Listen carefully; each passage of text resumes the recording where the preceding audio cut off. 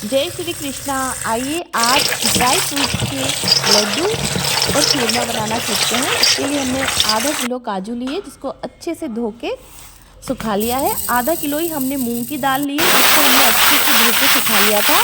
उसके बाद हमने इसको पीसकर मूंग की दाल का आटा कर लिया है। ये देखिए मूंग की दाल को बारीक पीसकर इसका हमने आटा बना लिया। इसके बाद हमने 1 किलो अखरोट लिए हैं जिसको फोड़कर उसकी गिरी निकाल ली है और उनको भी अच्छे से धो के साफ़ करके सुखा लिया है।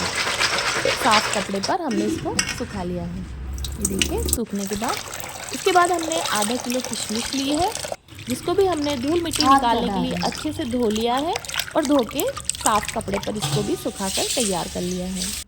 ये देखिए इसके बाद हमने 1 किलो बादाम ली है जिसको भी हमने धो के अच्छे से सुखा लिया था। इसकी सारी धूल मिट्टी निकाल कर हमने इसको भी साफ़ कर लिया है। इसके बाद हमने इन ड्राई फ्रूट्स को बारीक बारीक काट लिया है। ये देखिए ये बारीक बारीक काट लिया। इसके बाद हमने पाव भर गोंद लिया है। ये पाव भर गोंद है इसको हम देसी घी में अच्छे से तलेंगे। ये हमने कढ़ाई चढ़ा दी है आंच पर और ये हमने घी डाल दिया है। ये हमारे घर का घी है, देसी घी। हमने इसको घर पर मलाई से ही बनाया है इस घी को। और ये देखिए हमने इसको गरम कर दिया है। हमें बहुत एकदम ज़्यादा गरम नहीं करना, हमें इतना गरम करना है कि घी नहीं जले और घी की खुशबू बरकरार रहे और इसमें ये गोंद भी सिक जाए। जब घी अच्छे से गरम हो जाए हल्की आंच पे, उसके बाद हमें ये गोंद इसमें धीरे धीरे करके तल लेना है और ऐसा तलना है कि गोंद जले भी नहीं और गोंद कच्चा भी नहीं रहे।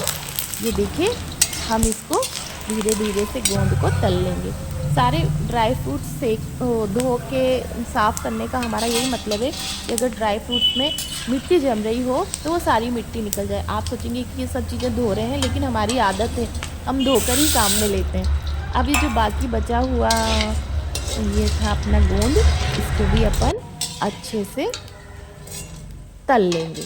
बस ये ध्यान रखना है कि गोंद ना तो जले ना कच्चा रहे। ये देखिए इसको हम चेक कर लेते हैं ये कितने अच्छे से तला गया है और कुरकुरा हो गया है, कहीं भी कच्चा नहीं है। अब इसको हम दरदरा पीस लेंगे। हमारी अभी मिक्सी ख़राब हो गई अचानक तो हम पीस नहीं पाए, इसलिए हम इसको इस तरह से हाथ से ही दरदरा कर लेंगे। ये देखिए इसको हमने कितना अच्छा दरदरा कर लिया। अब ये जो मूंग का आटा है इसको हम इस घी में अच्छे से सेक लेंगे। अभी जिस घी में हमने गोंद तला था ना, उसी घी में हम इसको अच्छे से सेक लेंगे। कढ़ाई बड़ी है इसलिए थोड़ा सा दिख रहा है।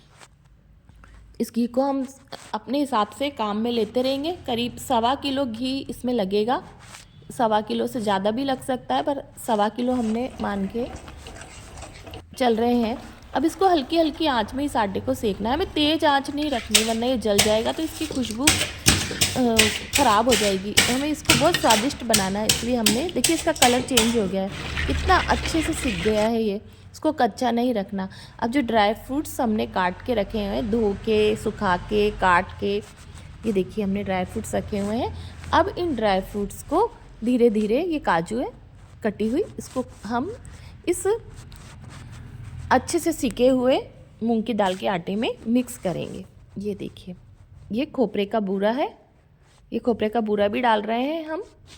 और ये 1 किलो शक्कर का बूरा है, इसमें 1 किलो शक्कर का बूरा डलेगा क्योंकि ये इतने सारे आइटम है इसलिए। अब हम इसमें बूरा डाल देंगे। हमने गैस को बंद कर दिया है।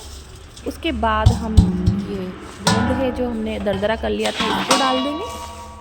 वैसे हम मिक्सी में पीसते हैं लेकिन अब मिक्सी ख़राब हो गई। अब हम इसमें शक्कर का बूरा डाल देंगे। ये शक्कर का बूरा इस तरह से इसको हिलाते जाएंगे। अब हम इसमें किशमिश डाल देंगे।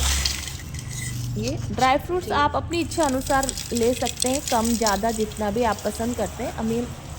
अब हमने इसमें अखरोट डाल दिए, अखरोट।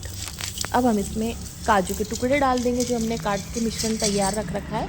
ये सारा एक एक करके डालते जाएंगे और इस मिश्रण को हिलाते हुए भी जाएंगे। अब हमने ये बादाम डाल दी, जो हमने 1 किलो बादाम ली थी उसको भी हमने छोटे छोटे पीस में काट दिया था। और इसको हम डाल के धीरे धीरे से हिलाएंगे ताकि मिश्रण गिरे नहीं। ये इस प्रकार हम इसको धीरे धीरे हिलाते रहेंगे इस प्रकार से। ये देखिए अब हम इसमें घी और डालेंगे क्योंकि उस समय तो हमने कम घी लिया था। अब हम बाकी घी को भी धीरे धीरे से गर्म करेंगे हल्की आंच पर। घी को हमें तेज़ आंच पर गर्म नहीं करना है, वरना घी जल जाता है और घी की खुशबू चेंज हो जाती है। इसलिए हमको घी को बहुत धीमी आंच पर ही गर्म करना है और इस मिश्रण में आवश्यकता के अनुसार धीरे धीरे डालते हुए हिलाते रहना है। ये देखिए, इस तरह से जितनी ज़रूरत होगी हम इसको डालते रहेंगे, हिलाते रहेंगे। करीब 1.25 किलो के लगभग घी तो इसमें लग ही गया है। इतनी तो चाहिए क्योंकि हमें इसकी बाइंडिंग भी करनी है। तो ये चूरमा तैयार हो गया है। जो चूरमा के रूप में खाना चाहते हैं वो चूरमा के रूप में खा सकते हैं, जिन्हें चूरमा के रूप में खाना पसंद नहीं वो लड्डू खा सकते हैं, जो पूरा लड्डू खाना पसंद नहीं करते वो चूरमा खा सकते हैं। ये देखिए चूरमा अच्छे से तैयार हो गया है, इसको अच्छे से हिला लिया है, ये चूरमा तैयार हो गया है। अब हम चाहें तो इस चूरमे से ही लड्डू भी बांध सकते हैं। तो ये मिक्स ड्राई फ्रूट्स का लड्डू भी तैयार है। ये देखिए, इसमें घी अच्छा था इसलिए ये अच्छे से बंध गया है। पहले बनने में दिक्कत आ रही थी, फिर और घी डाला तब बन